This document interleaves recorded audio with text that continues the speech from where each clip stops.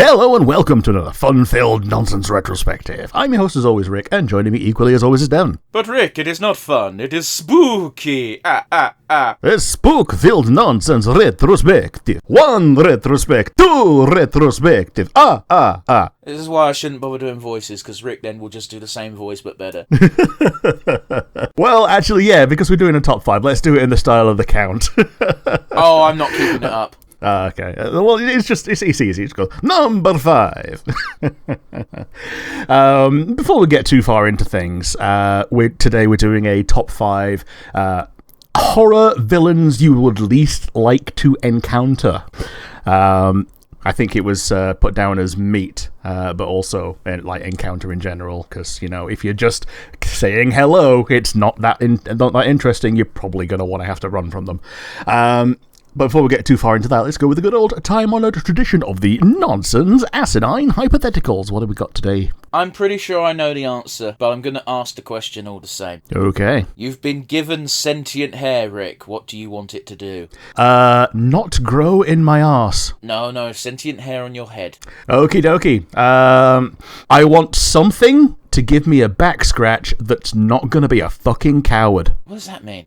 Because normally when people scratch my back, either they have no nails and they just rub you, or it's a lady and they don't want to break their nails, so they just rub you. I want to be wounded when I get my back scratched. That's a very weird way of wording it. May I suggest a back rake? I've got one. Does it not do fuck all? It's alright, but it's at a there's a limited amount to what it can do to you compared to what I know that I could do to myself. Do you know what the really most annoying thing about you bringing this up is I now have a fucking itchy back.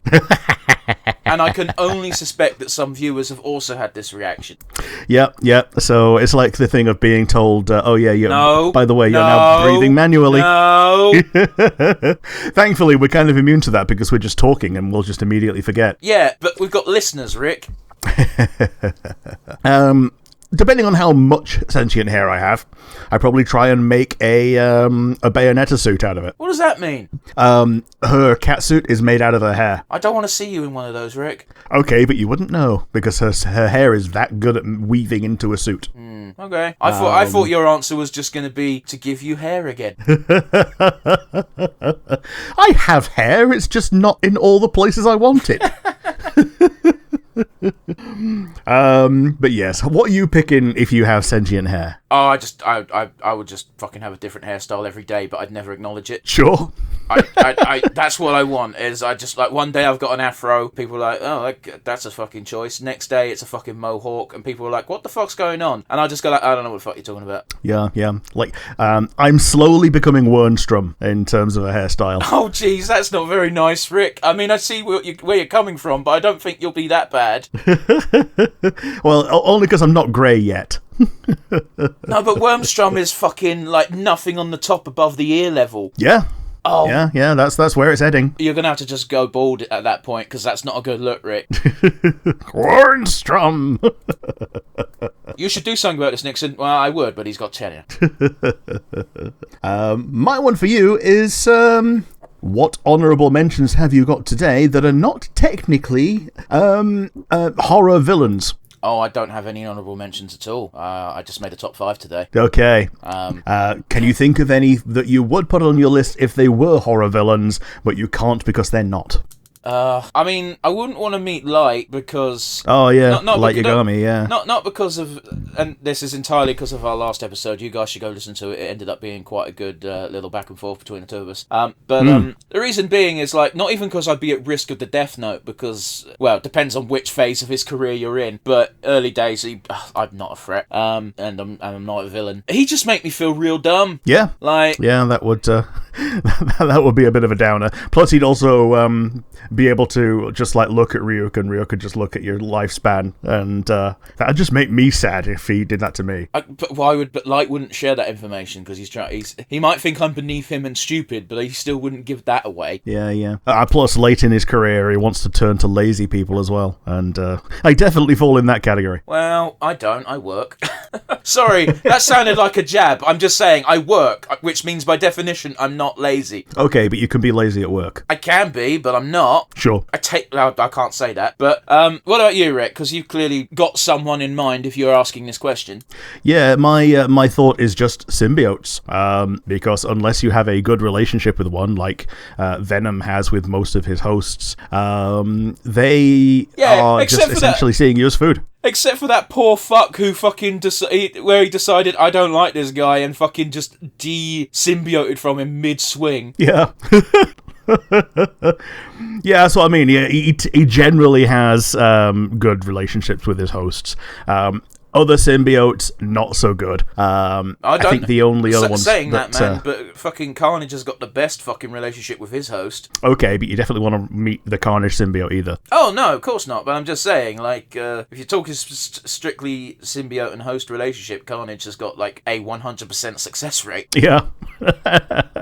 A 200% success rate, because he's apparently really good with Spider Carnage. Oh, that's not Although, canon. you know, yeah, he's pulling all the strings in that one. But yeah, like, just generally, symbiotes will see you as food. Venom tends to be pretty much the only exception. I guess there are the little jobber ones that become the Deadpool symbiote Megazord for taking on Carnage. Oh, they suck. They're just not good. Yeah. They tried to allude to those in the first Venom movie, and it was like, this isn't what you start with, guys. These guys are jobbers. Yeah, yeah. And we know they're jobbers, because you've probably only heard of them in the movie, or if you're an incredible nerd. Dude, I can't even name them. I think one of them's called Ravage, and that's about it. Yeah, I think Riot is the one in the movie. Yeah, maybe so. And, like, one of them becomes attached to Carnage's girlfriend. That's about it. Yeah. Yeah, Yeah, this Scream is one of them, isn't there? I don't know. I do not know. Yeah. I'll say this, though. Yellow girl Venom, yeah. You are slightly incorrect in that a symbiote might see you as food once it already has a host, but before then, it needs a host. That's the very nature of its life cycle. So, you know, just saying. Sure. But, like, if it gets onto you as a host and doesn't like you, then you are just food. Yeah, it can't eat you like that. Okay, fair enough. I was under the impression that it kind of could. I guess it might depend on which universe you're in. As far as I'm aware, symbiotes don't tend to attach to you thinking of you as a host and then going, you're no good, and then eat you. Because, you know, the fact that you've got these instances of symbiotes trying to think of ways how to kill their hosts because they can't quite do it. Yeah. And also, you do have an amount of mind-to-mind link, so you probably would know that the symbiote was thinking that. So it would have to be an incredibly spontaneous symbiote to be able to just choose to do it and do it off the bat. So, like Carnage. I can't believe this poor motherfucker who Venom just didn't like. Yeah. Because it means a bit more when it's... Carnage is a psychopath anyway, so who cares? But Venom doing it, it's just like, I really don't like this guy. I gotta go. Yeah, because Venom is otherwise rather starved for attention and companionship, as it were. And also, Venom's from the symbiote land. Carnage is like Earth born and bred. Yeah. But yes, let's get into our actual top 5 for today. So who's going to be your number 5 villain from a horror thing that you would least like to encounter? Yeah, I think horror antagonist might be a bit more of a concise way of wording this one, Rick. Yeah, horror antagonist. There we go, very good. But before I say my number 5, do you have any actual honourable mentions? Other than that, there's a mind flayer, because there isn't just like a movie with a mind flayer, and they're actually a rather horrifying antagonist to encounter. Mostly because if they like certain flavors of brain, they will pickle your brain in that negative emotion for the last horrifying few minutes of your life. Very cool, very cool. Stranger Things has a mind flayer as a villain for a season. Okay, fair enough. So I'm told. Yeah, but Strangler Things is it's just D&D, but as a show. So, like, it's not though, is it? It's D&D as a cosmic horror. Sure. Like, honestly, after hearing the general concept and watching episode 1, it's like, oh, Stranger Things is if D&D became Jumanji. Yeah. It's a cool concept, and I don't know why I've not watched more of it. I've not watched more of it because I kind of don't care. It's one of those where I'm sure if I watched that first episode as it started, it would be something that I watched and I loved. But it's like so far removed from the popular zeitgeist zeitgeist that I'm like, I don't care. I know the Demogorgon's the villain of season 1. I know a Mind Flayer's a villain. I know the last season's villain is Vecna. There's no surprises anymore. Yeah, I get you. But yes, who's going to be your number 5? Yeah, so number 5. So just a bit of a preamble warning. My list is not particularly imaginative. So with that out of the way, my number 5 is Jason Voorhees. Yeah.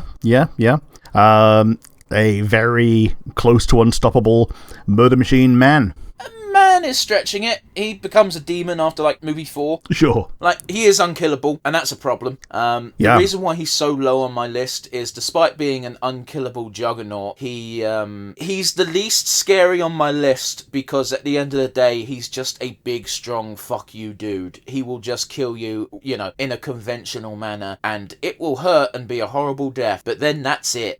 Yeah, you're not going to be tormented beyond the grave by it. We assume. But also, he doesn't toy with his prey. The reason why he fucks up is just because he fucks up, or because the people he's against are a little bit too quick, Yeah, he's beelining for the kill at all times. Yeah, so you got that going for you. He can be quite imaginative in the manner in which he kills people, but they are all relatively like, that's it, you're dead. Yeah.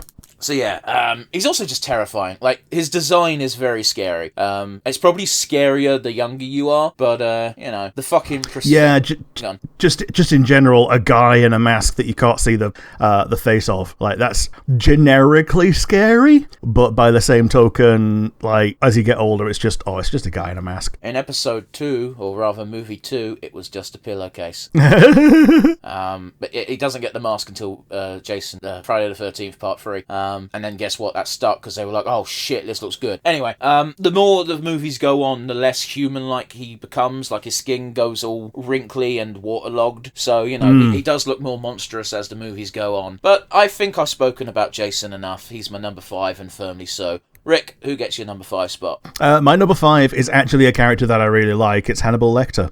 Oh, very interesting. It's because you have a chance. It's one of those where the other things on this list I would be more afraid of, not because I disrespect Hannibal's potential to kill me, but because I do respect his ability to be interested. If you respect him, if you interest him, he's less likely to want to just kill you if he's on a good day. If he's on a bad day, then all bets are off and you're probably mincemeat.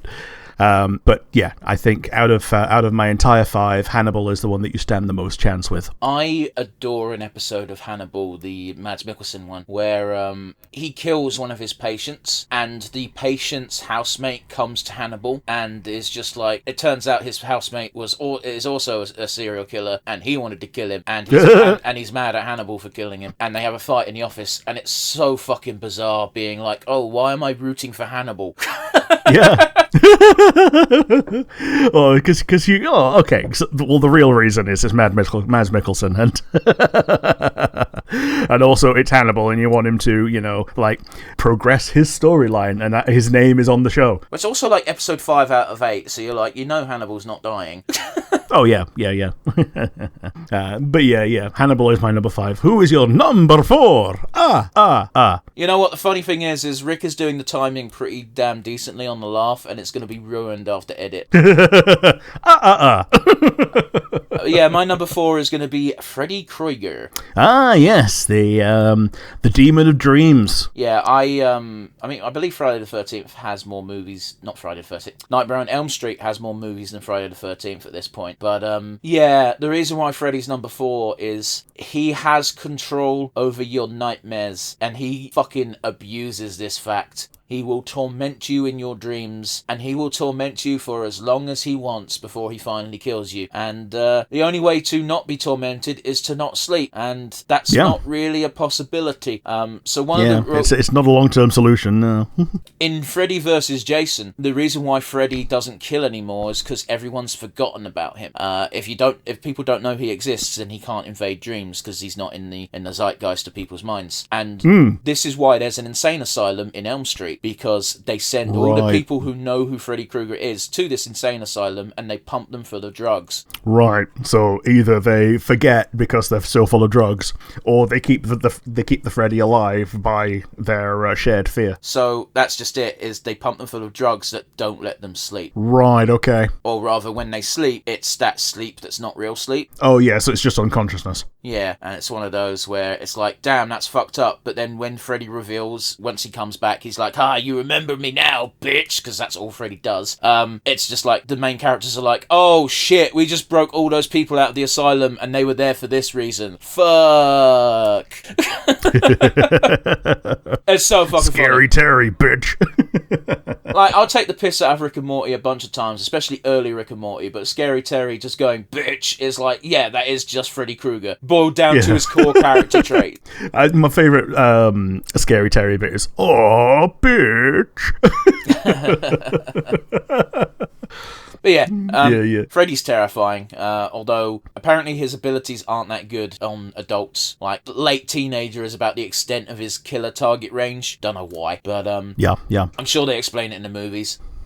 I also read that Robert Englund is retired as Freddy, but is open to appearing as a cameo in future Freddy things. I thought Robert Englund was dead. I don't know. Well, it's okay. I've got a phone. I can Google. I might be incorrect. I read an article very recently about this, which could have been an old article that was resurfacing. He is not dead. My apologies, Mr. Robert Englund. He's 77 years old. Yeah. So yeah, apparently he's open to being like, okay, I want to be like a doctor in said insane asylum who just looks at the camera and winks. Well, there's because he knows what's going on. But that's just it, though. Is there was a Friday? I keep getting the movies mixed up. My apologies. A Nightmare on Elm Street film, which was set in the real world, and it's Robert Englund reading a script and just being like, "Oh man, we got to make another one of these fucking Elm Street movies, and these are all so shit." And the reason why there's so many Nightmare on Elm Street movies and why they're all shit, why some of them are shit, is because they need to make one every so often to keep Freddy Krueger contained. Yeah. That is such a great dumb bullshit reason to have a movie. Yeah, I kind of like that. Yeah, I do kind of like that actually. Like, it's I enjoy when meta is being leaned on in a silly way. But yeah, I think we've spoken about Mr. Kreuger. Rick, do you want to tell people why I'm saying Kreuger? I forgot why you say Kreuger. Because Family Guy made a joke. Tom Tucker auditioned for the role of Freddy Krueger, and they cut to his interview, and he just goes, "Beware me, Freddy Krueger." And it's just stuck in my brain ever since. But yeah, what's your number 4, Rick? My number 4 is Dr. Human Centipede. Okay. I don't even know the guy's name, but it's just the Doctor from the Human Centipede. He is probably the least threatening of my 5, but he's the first of the 5 that you can't in any way reason with, because he is an insane man that wants to stitch you to someone's asshole. I understand that, but isn't his preferred target women? Yeah, but also, if you go by the South Park one of Human Cent iPad, it doesn't matter. Yeah, but like again, I'm pretty confident I could fight anyone apart from Randy in South Park universe. or Man Bear Pig. Yeah, okay, I'm talking about humans, Rick. Yeah, no one's fighting Man Bear Pig. Well, we've seen what happens if people screw up to Man Bear Pig. They fucking die. Yeah. And the longer you leave Man Bear Pig, the more powerful and terrifying it gets. Yeah. So here's the thing about Man Bear Pig, is I didn't realise, because obviously I didn't, I was like 6, maybe a bit older than 6. Well, it would have been 2000, that was the election he lost, so I'd have been 8. I didn't realise that Man Bear Pig was an allegory for climate change. Yeah. It's very obvious to see when you're older and more wiser. Well, also because little poo babby. Also because the most recent episodes are Trey Parker and Matt Stone trying to be like, "Oh, we're sorry, Mr. Al Gore, for not believing in climate change. It's real now, see, because we made Man Bear Pig real." And it's like, okay, the damage is done. Yeah, I mean, Man Bear Pig was real in the first one. He just wasn't threatening, and now he is. Okay, sure. Anyway, I don't think this Doctor is that intimidating. He's intimidating if you, if he's got you, but he's got to get you. And this is going to be far too telling of modern society in general. But being men, I don't think he'd get us. Yeah. And also, yeah, that's why he's all the way down at number 4. You considering him scarier than Hannibal Lecter, dude? I'm considering him as someone who I would like to encounter less. But I don't think you... okay. You and I have got different criteria for these lists, and that's fine, but bothersome. Yeah. Who is going to be your number 3? My number 3 is The Thing. The Thing. Okay, so not the Swamp Thing, but the Thing. Yeah, John Carpenter's The Thing. Yeah, this is the Blobman, isn't it? It's kind of... you don't...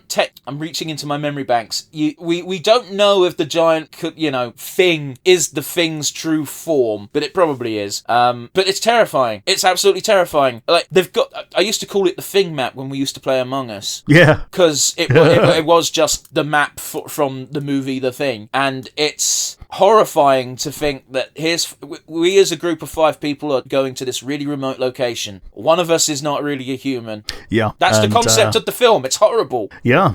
You're knowingly and electively going there. And do they know that one person's not human? No. The Thing is... it's a bit different. The Thing infiltrates the group after the group arrives at this research station. Sure. Okay. So at the beginning of the film, everyone who's going to the station is human. I believe the Thing at the beginning of the film is a dog. Right. Okay.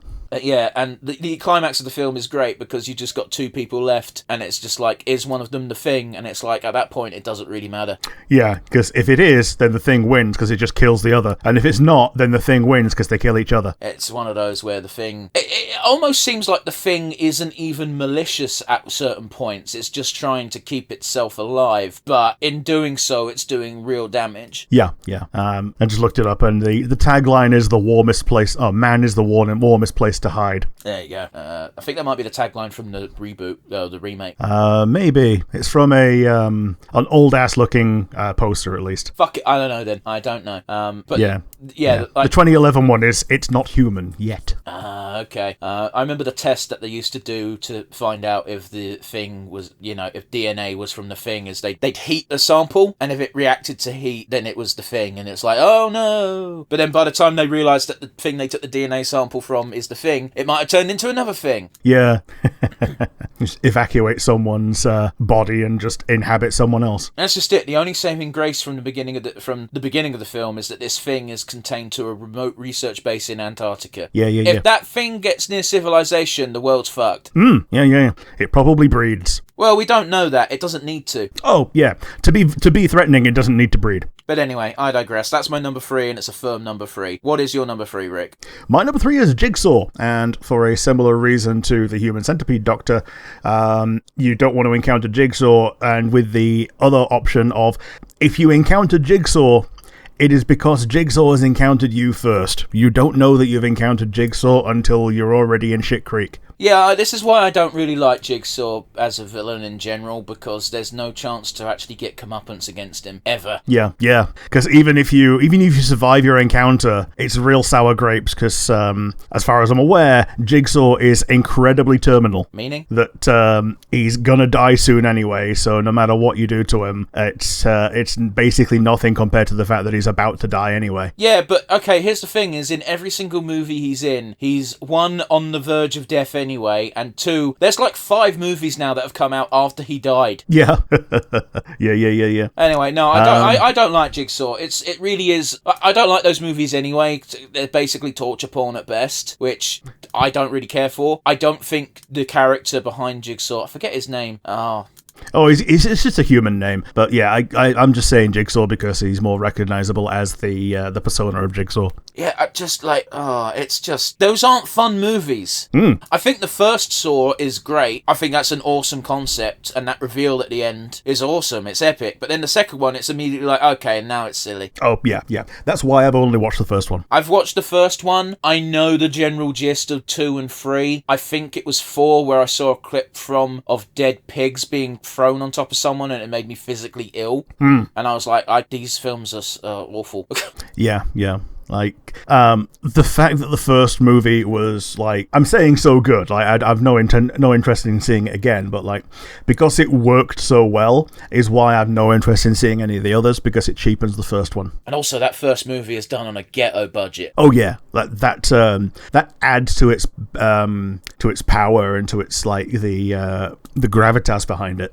I'm also sour grapes because the amount of times when I worked at Fort Park, I was stuck in that saw shop and had to listen to that fucking thing on loop all fucking day. Yeah.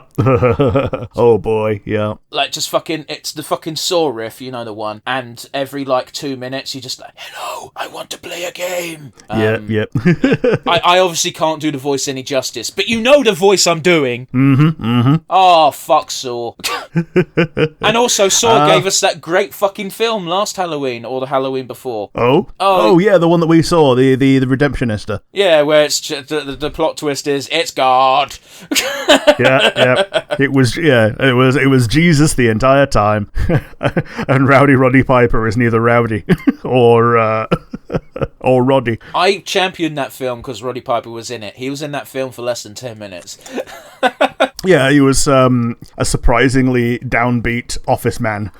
Which, I gotta be honest with you, if I'm watching a movie with Roddy Piper, I don't want to see Roddy Piper as that. No. I want to see Roddy Piper in They Live, in every movie he's in. So what's going to be your number 2? My number 2 is The Facehugger. Yeah? Okay. Now, I specified a facehugger rather than a xenomorph in general, because there's a non-0% chance that a xenomorph will just kill you. Yeah. Whereas if you encounter a facehugger and it gets you, I don't want to experience that death. No, because you know it's coming and you know there's no chance to stop it. Yeah, so facehuggers latch onto your face, go figure, almost looks like they're hugging you. They wrap their tail around your throat almost, and they stick a thing right down your fucking throat. That can't be comfortable in its own right. You'll wake up soon enough with some mild chest pains potentially, but you don't think about it. And then after basically when the plot demands it, you explode. This alien bursts out your chest. Yeah. You get a last few moments of pure horror and terror and helplessness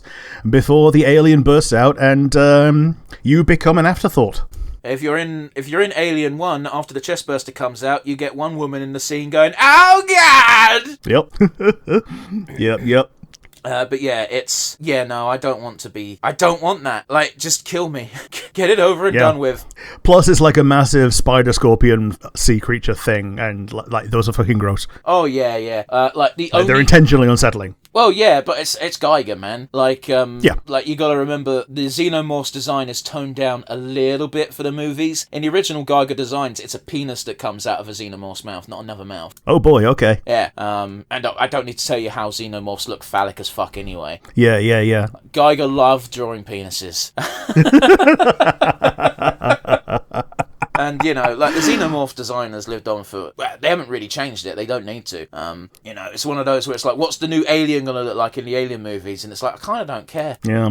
I mean, it's one of those that retroactively it makes Freezer into a penis monster. He's already a penis monster.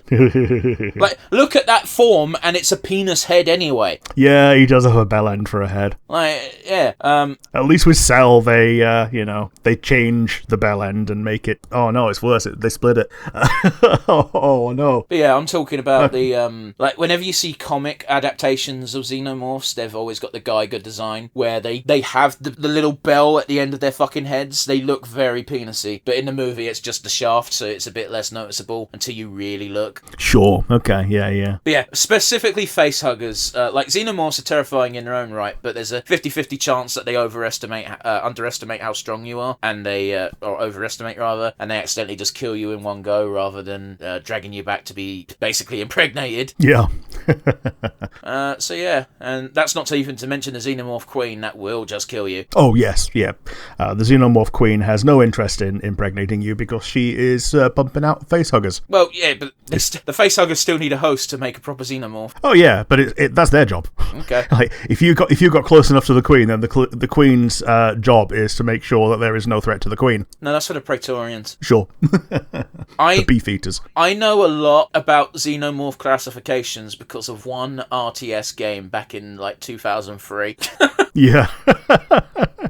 And also because of Tyranids. Tyranids don't have the same classifications as Xenomorphs. No, but a lot of things are similar. No, I mean they're fucking Xenomorph rip-offs, that's for sure. But they're honestly, Tyranids are more diverse.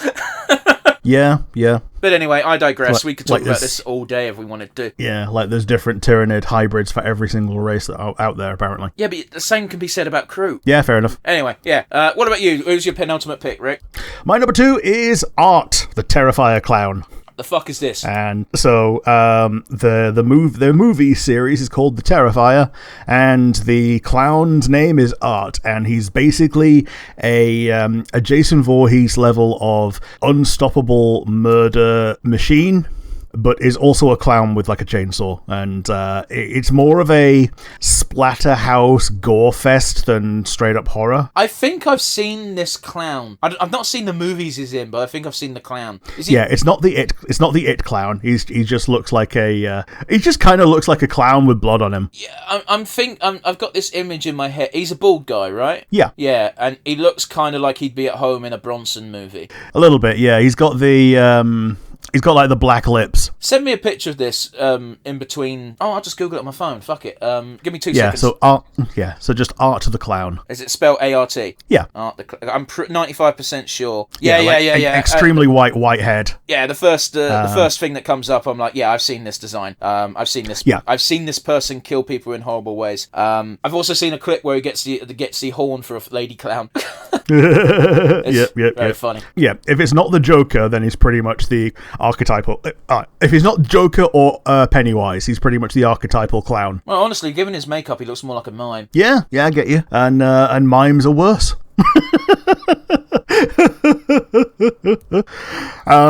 But yes, this is a character you are basically not getting away from. I do not want to encounter him. I do not want to live in a world where he exists. Next question. Oh, that's just reminding me, like, do you remember that brief period just before COVID, in fact, where we had the infection of people dressing up like killer clowns? Oh, yeah. That was weird. That was a very weird period of time. And I think a lot of people have forgotten about it because COVID happened almost straight after.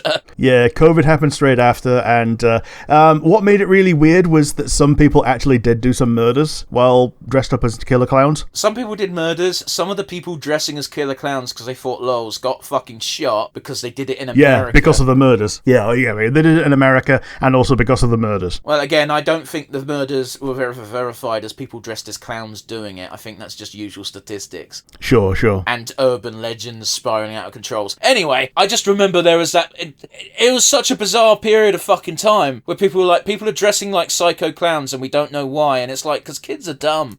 And when I say kids, I'm like, granted, I'm talking about people who are like 18 to like 21. Yeah, totally. That's a kid now. Fucking is and all. Oh, man. Yeah, let that sink in, Rick. We're old. Yeah, like... People who were born after the Dreamcast. Dude, they should still be children, damn it. People who were born after 9/11. Yeah, well, that's just the Dreamcast plus a year. Well, I never had... Again, you're the epitome of, like... I always heard this fucking thing where British people really love the Dreamcast, and I'm like, no, we don't. And then you talk about it all the fucking... Well, not all the time, but suspiciously a lot. Yeah, the Dreamcast is like my Roman Empire. I'm just saying, you're kind of proving their point. But yes, who's going to be your number one? My number one is a returning character from your list. Oh, is it the Hannibal? It's Hannibal Lecter. Yeah. Now, the reason why... It's one of those, like, the reason I put him at the bottom is because he's the one that I would most like to meet. Why would you want to meet him? If you have to meet a horror villain, I think he's the most interesting one. He's interesting in the sense that he's not completely overwhelmed by bloodlust, I suppose. But here's why he's the top of my list. He doesn't have to kill you to do some fucked up shit to you. Oh, yeah. He can still eat part of you and you can still live. He doesn't have to... I'm not even talking about him eating any... He can do no damage to you. He can, completely fucking destroy you mentally. He's done so before in both the Mads Mikkelsen series and with Anthony Hopkins at the helm. Yeah. 2, you could have a very pleasant dinner with him and not know what you've eaten. Yeah. 3, you can have a very pleasant dinner with him and find out what you've eaten. Yeah, that's potentially just as bad. Number 4, he can eat you. I don't know about you, Rick. I know some people have this thing where, like, I'm not attached to what happens to my body once I'm gone. I want there to be a body left. Yeah, you don't want it to be poo. Well, that's one way of wording it. I wasn't going to quite say it like that, but you got a point. Number 5, there is a very horrible scene that happens to someone in the Mads Mikkelsen series where he keeps them captive in his home and he slowly cuts pieces off of them while keeping them alive. he feeds these pieces to snails, and the snails engorge themselves on your meat, and then he feeds you the snails. Oh boy, like a never-ending Ouroboros. Oh, but there's an ending. It's just when there's not enough of you left, I assume. Yeah, and then he kills you and eats the rest of you because you've been fattened up with the finest foie gras. And there's even a point where the character who's being subjected to this just goes, so the snails eat me and I eat the snails. Is there an end? And by the way, the character's played by Eddie Izzard, so just let that sink in. They are a really, really good serious actor. I'm just saying, it took me by surprise. And they just go, well, I'm not eating anymore. And then Hannibal just goes, I was entertaining you before, but now you're being rude. And that's the worst thing you can hear from Hannibal Lecter. Yeah. Because at that point you probably don't have a chance to salvage it. But at least you can try. Yeah. Number 6. If we're going for Mads Mikkelsen's Hannibal, you're not always going to be killed and eaten. You're going to be killed and then gruesomely displayed in some sort of weird art piece. Yeah, just as a way to train not Will Turner. Will Graham. Yeah, Will Graham. Will just Turner. As a way to train Will Graham. Yeah, just as a way to train Will Graham on exactly what he needs to know that day on that episode. Yeah. Number 7, and this will be my final point because I don't want to bore our listeners. He has no qualms with just straight up eating your face off of your body as you're still alive because it's a way to kill you without having to untie his arms. Yeah. Oh boy. Hannibal is terrifying. These are all those are all good reasons to have him as a terrifying villain, and it's exactly why I think he's I'm not saying he's the least threatening, but I am saying he's the one that you got the highest chance of surviving. But even surviving isn't necessarily a good thing. Oh, yeah. You got to be able to entertain him enough for him to not want to kill you. And even if he doesn't want to kill you, he will still fuck with you. Oh, yeah. I don't know if Hannibal has the capability of love, but in Hannibal, the TV show, he loves Will Graham as much as he can possibly love another human being. And he still fucking makes him eat pieces of people without Will Graham knowing. And he can even take this a step further to Anthony Hopkins' Hannibal Lecter with Starling, where he helps her, but he's not nice about it. Oh, no. And if you go in the books, that takes a real dark turn, so we're not going to talk about that. Rick, who's your number 1? My number 1 is... Well, it's again something that you brought up, but expanded to the full gamut of the life cycle. It's xenomorphs in general. I did think about splitting it up and putting the facehugger further down the list, but the xenomorph is definitely something that you are not escaping from unless you have an enormous amount of firepower. Or if your name's Ripley. Oh, yeah. If you've got some well-earned main character syndrome. I think Ripley is one of the few characters where she really definitely earns her spot of invincible sequel and protagonist. Yeah, but also she's played by Sigourney Weaver and fucking woof. Oh, yes. Not to get fucking derogatory here, I'm just saying Sigourney Weaver is an incredibly attractive woman. Oh, yes. She's part of what I liked about the Avatar movie. I didn't know. I never watched Avatar. I didn't know she was in it. Yeah, she's the human scientist that dies in it. Oh, spoiler for a movie that's 12 years old. Oh yeah, and some. It's older than it's older than 2012. I don't know. I'm pretty sure it came in the 2010s. Yeah, it's around the 2010 kind of time. Yeah. So more than a week old. less than a century. Damn, 2009. Yes. Okay. Oh, on the cusp. Yeah.